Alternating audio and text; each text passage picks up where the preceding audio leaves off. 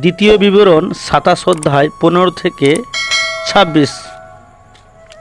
যে ব্যক্তি কোনো ক্ষুদিত কিংবা ছাঁচের ঢালাই প্রতিমা, সদাপ্রভু ঘৃণিত বস্ত্র, শিল্পকারে হস্ত নির্মিত বস্ত্র নির্মাণ করিয়া গোপনে স্থান করে, সে সাপ বস্ত্র।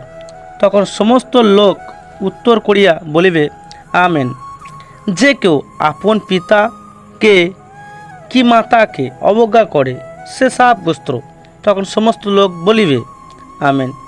যে কেউ আপন প্রতিবাসী ভূমিচ্ছিন্ন হানান্তর করে, সে সাপ বস্ত্র। তখন সমস্ত লোক বলিবে, আমেন। যে কেউ অন্ধকে পথভ্রষ্ট করে, সে সাপ বস্ত্র। তখন সমস্ত লোক বলিবে, আমেন।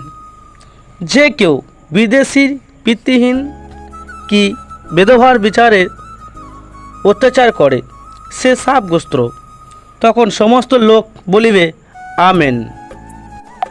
যে কেউ পিতৃভার্যার সহিত শয়ন করে, আপন পিতার অবরণীয় অনাবৃত্তি করাতে, সে সাপ বস্ত্র। তখন সমস্ত লোক বলিবে, আমেন।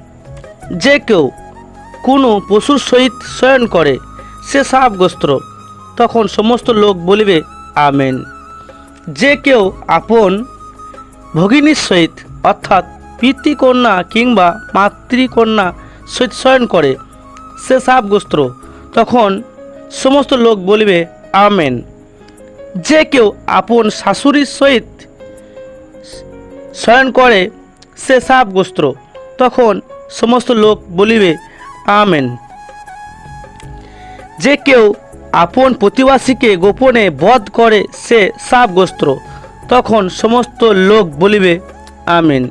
যে কেউ নিরপরাধে প্রাণ হত্যা করিবার জন্য উত্তকোচ গ্রহণ করে, সে সাপ বস্ত্র।